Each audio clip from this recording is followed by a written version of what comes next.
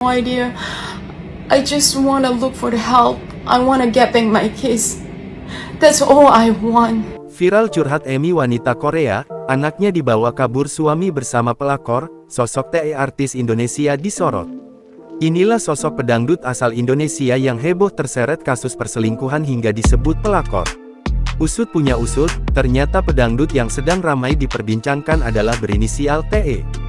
Kasus ini heboh di media sosial usai wanita WNA Korea Emi mengatakan bahwa TE telah merebut suaminya alias pelakor, lewat unggahannya di akun TikTok Amin Battle, pada Senin, tanggal 4 Maret tahun 2024. Ia turut mengetahui bahwa TE dan suaminya sudah berselingkuh cukup lama. Tak hanya menjadi selingkuhan, TE juga disebut telah membawa kabur anak-anaknya Emi.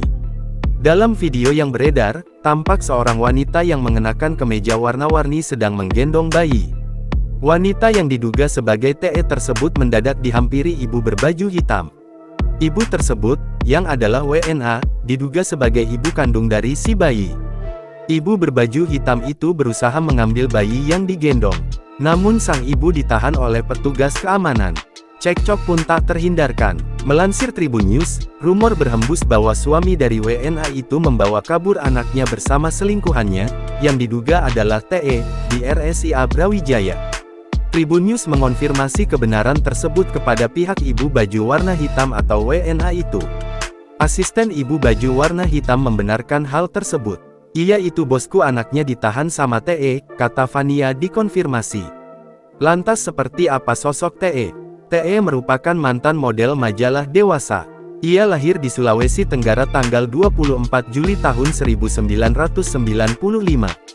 TE berzodiak Leo. TE sendiri awalnya meniti karir sebagai penyanyi dangdut. Ia juga sempat menjadi SPG rokok dan alat kesehatan. Setelah lelah menjadi SPG, TE lantas merantau ke Jakarta dan menjadi model majalah Dewasa. TE kemudian dijadikan penyanyi dangdut oleh label musik Nagaswara Group.